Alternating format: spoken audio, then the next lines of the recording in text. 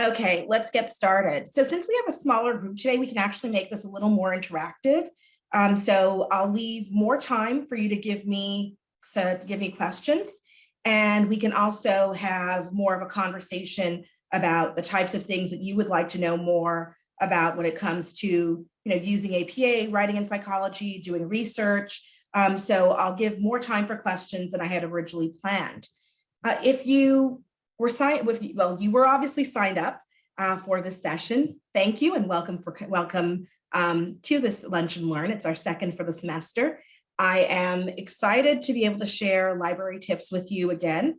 For those of you who were at my day in the life or who've had a conversation with me, you probably heard that I was very excited about libraries when I was in school, and that I actually went to a school where we had 5 libraries on campus. And so I spent my time between the different libraries and I learned a lot of different tips. And one of my best friends is a librarian. So she shares tips about new things that have developed. So very often we think of library searches as being as simple as online searches. They're not necessarily the same.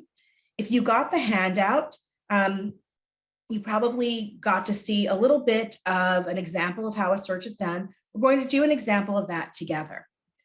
So the first thing is, remember that you have access to Newman Library.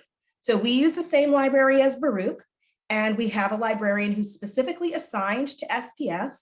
And we have the possibility of asking questions. We have the possibility of asking for certain materials. We have all of these possibilities in terms of making full use of library services. So when I go to the library, I don't do a full search because I know that I want to search a little bit more narrowly for psychology more specifically. So what I typically will do is I'll go to databases. Now you can go to databases and you can go to 2 sections. You could go to AB for APA. APA stands for American Psychological Association. The American Psychological Association is the governing body for psychology. And the American Psychological Association owns a database called PsycInfo. Now, when I was in school and up to a couple of years ago, many of you remember this, it used to just be called PsycInfo. It's now called APA PsycInfo. So you can find it either by going to the letter A, or you can find it by going to the letter P. I'm going to go to letter P because that's my habit.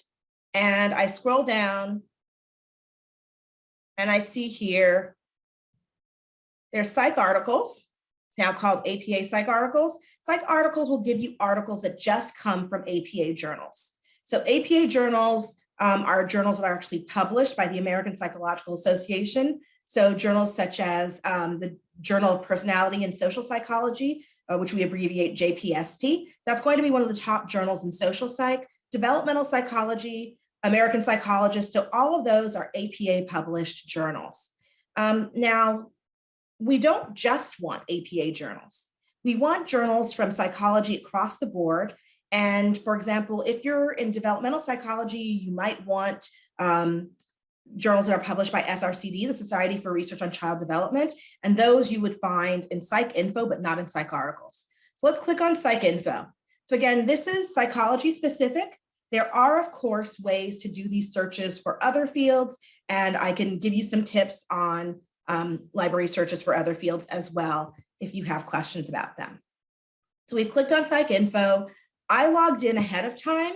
Of course, it seems to have signed me out, but I logged in ahead of time so that I would be able to access the services and access articles to show you how to do a search.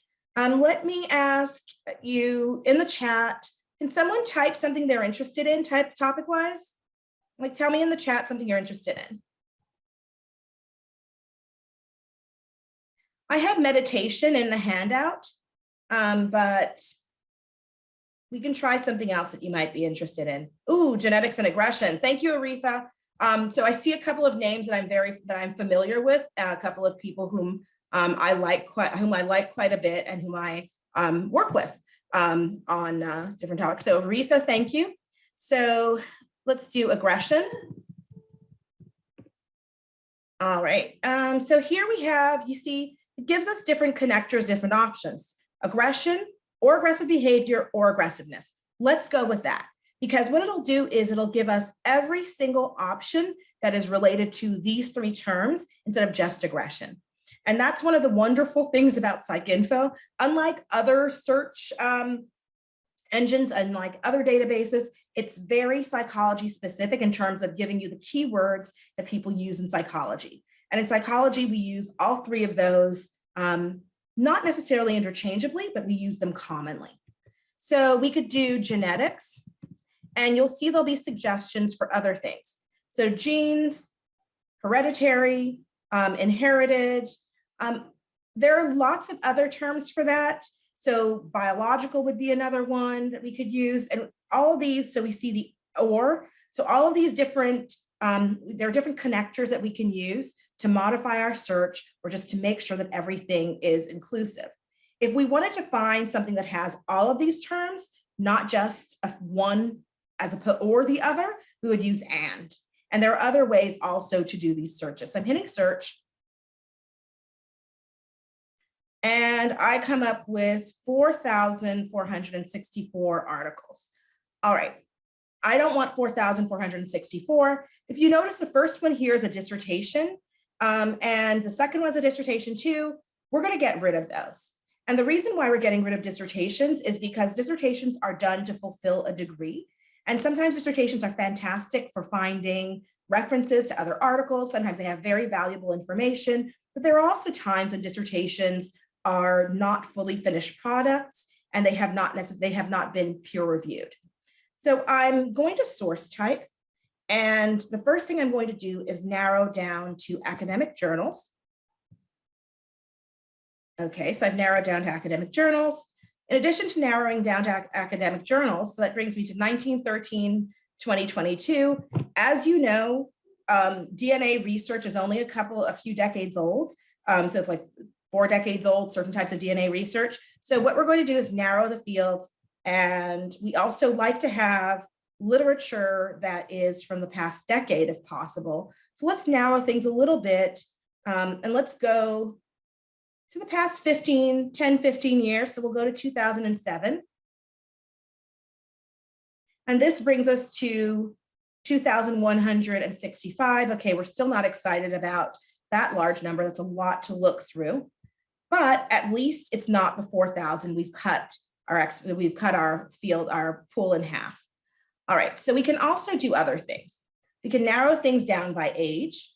So we can narrow things down by gender. So for example, we could narrow things down by gender, and you see here, oh, how interesting. There are more articles about males than there are about females. I wonder why. So let's click female here, and we're going to narrow it down to that. No, they have not gotten around to gender inclusivity yet. We are not at multiple gender identities yet when it comes to research, and that partially has to do with numbers. We could have a conversation about that at another time. It is a conversation that we need to have. We can also narrow things down in terms of language. All right, if you notice, there's an English bias here, and that's because most psychological research is going to come out of North America. It's going to be in English. Most of the major journals are going to be from North America or published, in North America. So we're going to narrow this down, and we're narrowing it down to English. We can use other options. You see, there are all these options, all these different ways to narrow things down. Population, that's a possibility. So male, human, animal, inpatient, outpatient. In psychology, we study both humans and we study animals as well. So all of this is a possibility. And we said genetics and aggression. Thank you, Aretha. So that is, a topic that's relevant both to humans and to other living creatures. Okay. So we start off here, and the first thing we're going to do, let's stop narrowing for a moment and take a look at what we actually have.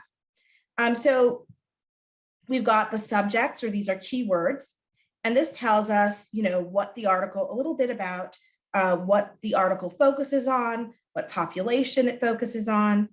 The title is Genetic Moderation of the Association Between Early Family Instability and Trajectories of Aggressive Behaviors from Middle Childhood to Adolescence. It's interesting, right? So it's fairly interesting. It's a journal article. It's from Behavior Genetics, and this is from 2021. So that's pretty good. Let's take a look at it. The first thing you want to do is to look at the abstract, and you're going to read the abstract with the goal of figuring out if this suits your particular paper. So let's say you are making an argument about aggression in adults, and you see this particular article. Well, sometimes the title allows you to say no. In this case, if you're looking at adults, the title would help you say no, but sometimes you need to read the actual abstract, and you're reading the abstract for information that will allow you to understand, number one, what the topic is, number two, the methodology that was used. And then you also want to know a little bit about the analyses, and you want to know about the results. And that's all of that is in the abstract. So the first couple of sentences of the abstract are going to give you information about the topic, a little bit of the background. Then the next few sentences of the abstract give you a little bit on the method. And afterwards, you get into sometimes measures, you get into analyses, and finally you end with results and with implications. So the last sentence of the abstract should have implications. So I saw a couple of 699 people. That's going to be the piece that you're adding at the end of the semester. The last sentence with implications is what you're adding to the abstract. All right, so for this one, because we're interested in adults, we're going to leave it alone, and we're going to go back and narrow. So as you search, you should be constantly thinking about what is it exactly that you need and narrowing things down. If your topic is adults, you want all of your research that you cite to be about adults, unless you actually need to say something about children or some groundbreaking findings that will help you to understand adults better from research conducted with children. So we'll go to age, and we can narrow this down to adulthood. And it brings us to 506 articles. And things look a little different now. We could also narrow it further by going to 2012, which is the 10-year gap. Does anyone know why we do this 10-year thing? Why we don't go for literature that is a little bit older? Why do we want, this 10-year? Why is it the last 10 years for literature that we focus on? And you can raise your hand if you have an answer, or type in the chat.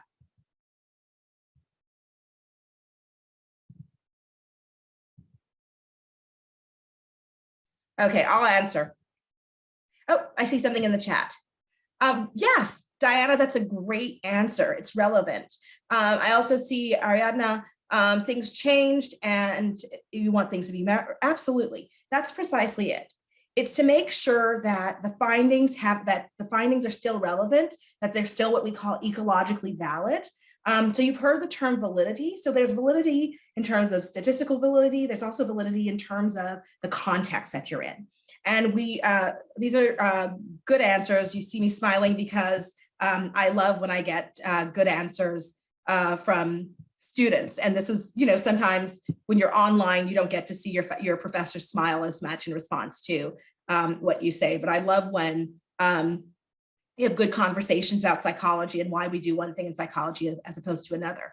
But really, the last 10 years is about relevance. And it's also about keeping in mind that there's a time gap between when things are published and when the research is actually done. So to give you an example, I have an article that was published in 2012, and I've seen it referred to as, research done in 2012. No, it was not done in 2012. I actually did that research in 2008 and in 2009, and then 2012 just happens to be when it was published. So it's the year of publication. Sometimes it's a little further away from when the research was actually done.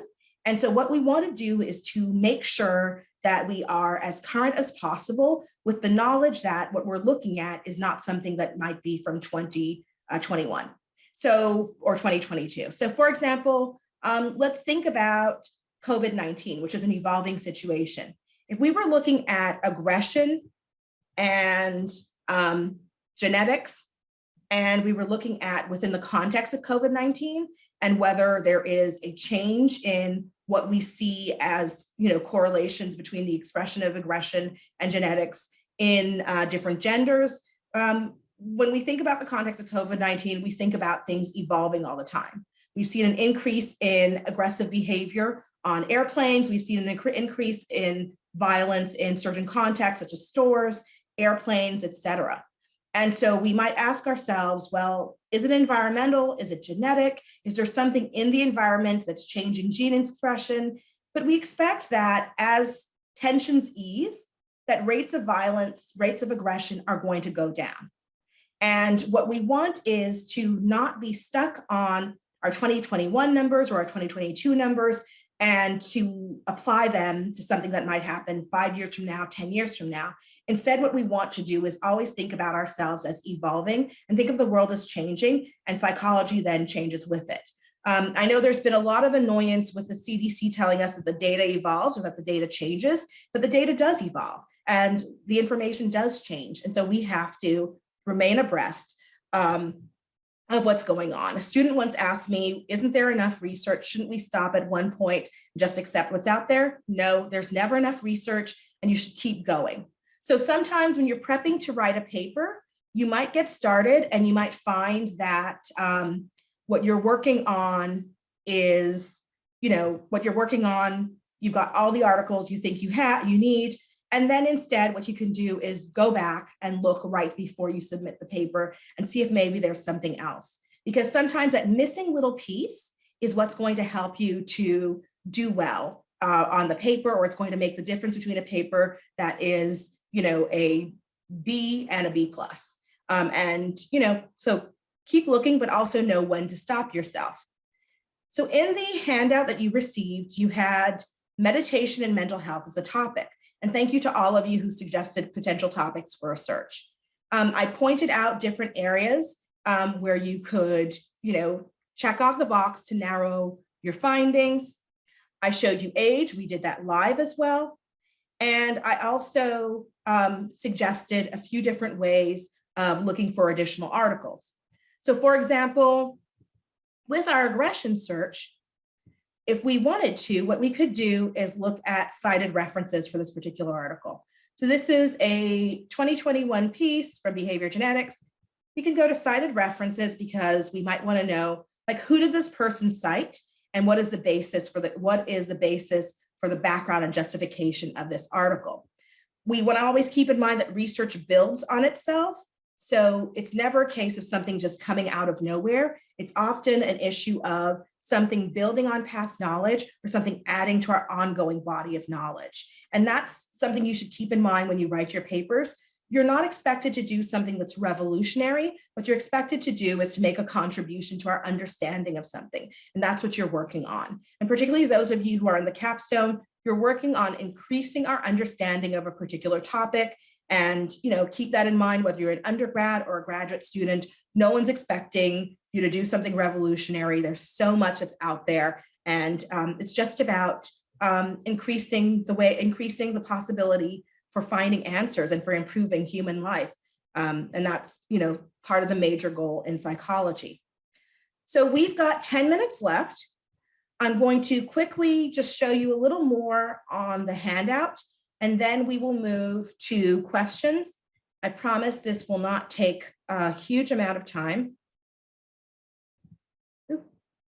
Here we go. I'm in the right window finally. Sorry about that. All right. So you can do searches for authors. You can do searches for topics in PsycInfo. You can also do searches for a particular population. We saw the connectors already. We saw the use of or and the use of and. So for example, pandemic or COVID-19, pandemic and COVID-19. You can also search for pandemic, not COVID-19. You can search for and that would give you something on pandemics, but it would not tell you anything about COVID-19. And that might be of interest if you are doing a historical perspective on pandemics and looking to see how they differ. Now, you can also do a search using the asterisk function. And the asterisk function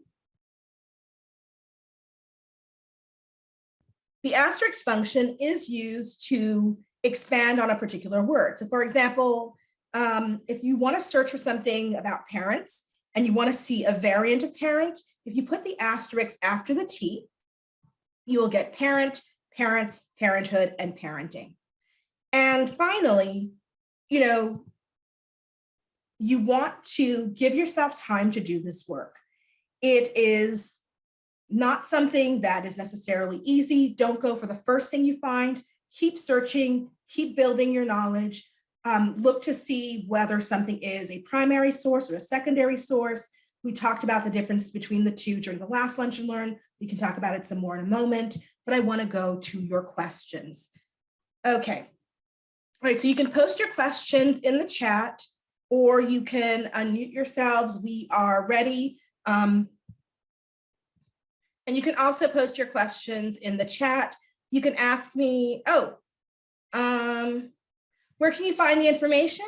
You can find, so it was sent to attendees who registered I believe it was sent last night.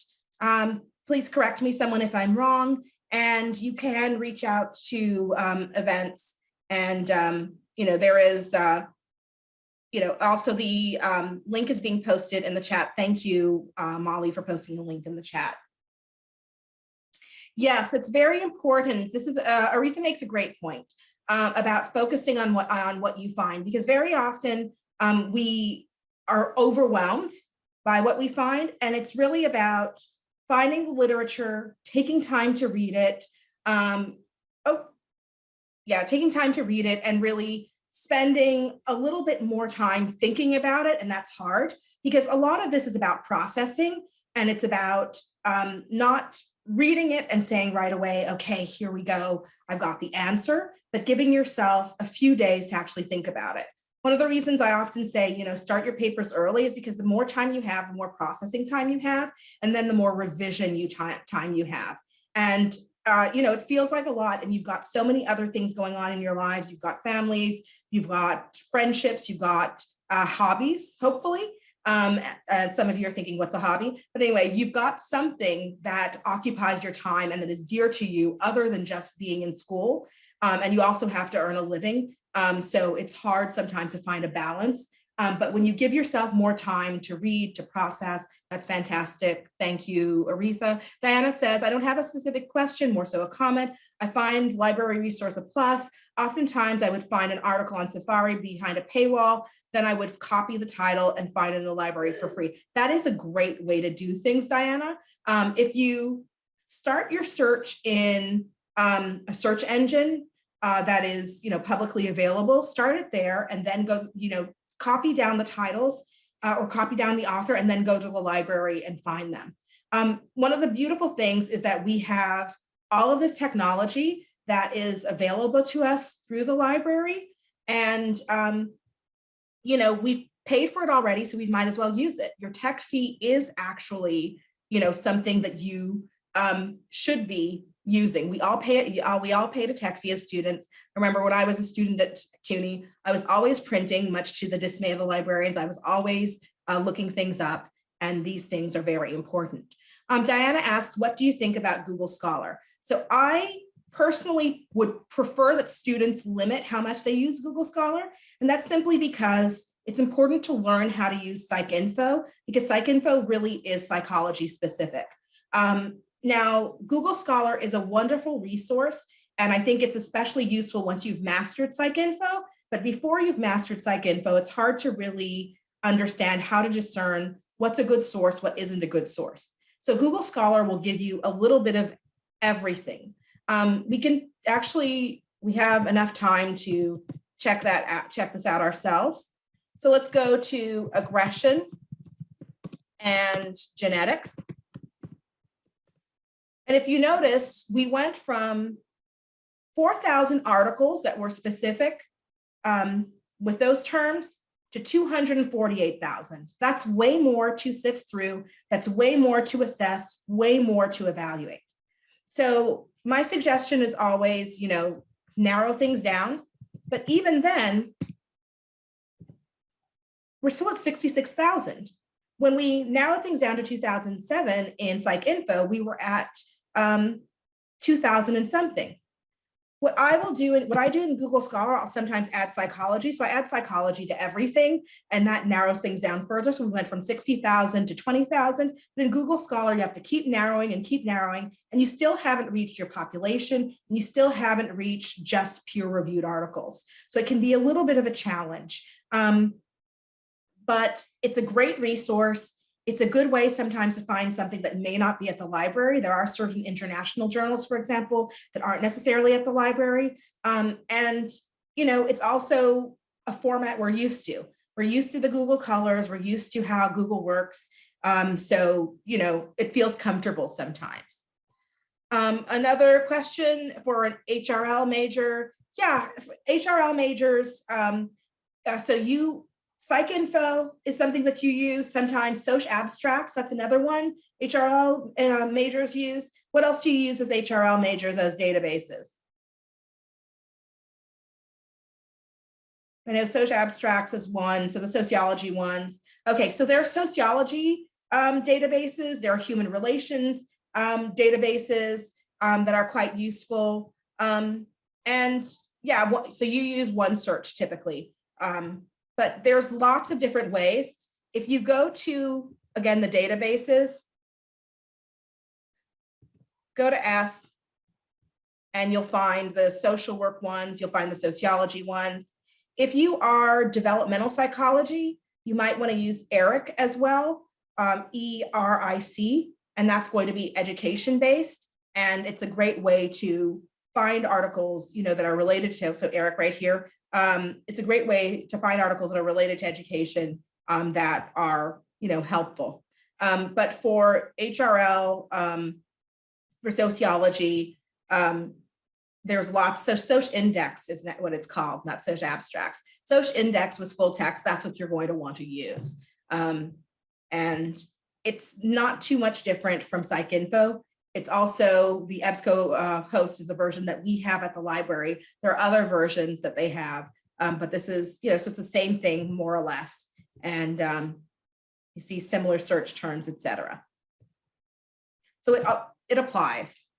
So yeah, so my suggestion would be explore a little, look at different options, you know, look at your topic. Do searches to see what people use more commonly. If you go to different associations for your particular field, you might be able to, you know, find something. Unfortunately, we are out of time now, and I know some of you are headed off to lunch. Some people come in on their lunch break. I want to thank you so much for coming. And if I did not get to your question, feel free to send me an email. You can email the psych program directly, or you can email me, isabel.alicia@cuny.edu. And we will have a final lunch and learn where we'll talk about dissecting research articles. And I can't wait for that one. So thank you, everyone. And I look forward to seeing you at the next lunch and learn. And thank you again to the events team. Thank you, Molly. Thank you, Ryan. And thank you to our captioner, Allison.